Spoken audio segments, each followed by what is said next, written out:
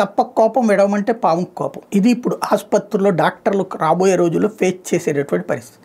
ఇప్పుడు ఆసుపత్రికి తీసుకొస్తారు. తీసుకురాగానే ఇదివరకు ఆరోగ్యశ్రీ ఉంది, మా దగ్గర వైట్ రేషన్ కార్డు అంటారు, అక్కడతో అయిపోతుంది. ఇంకా గ్యారంటీగా ఉంటుంది అన్నటువంటి ఓ రోజు 2 రోజుల్లో మిగతా యాక్టివిటీ నడుస్తుంటుంది. ఇప్పుడు ఇన్సూరెన్స్ కంపెనీ వచ్చేటప్పటికి ఆరోగ్యశ్రీ సేవలు ఎన్నైతే ఉన్నాయో అందులో అన్నిటినీ ఇన్సూరెన్స్ సంస్థలు ఇప్పుడు ఒప్పుకుంటాయి అంటున్నారు.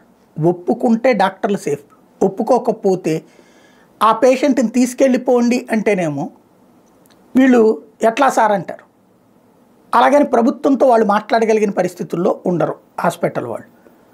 అలాగని అక్కడే ఉండగా మనిషికి ఏదన్నా అయిందంటే ఆసుపత్రుల మీద దాడులకు తెగబడతారు. కరవమంటే కప్పకు కోపం, విడవమంటే పాముకు కోపం సమస్య.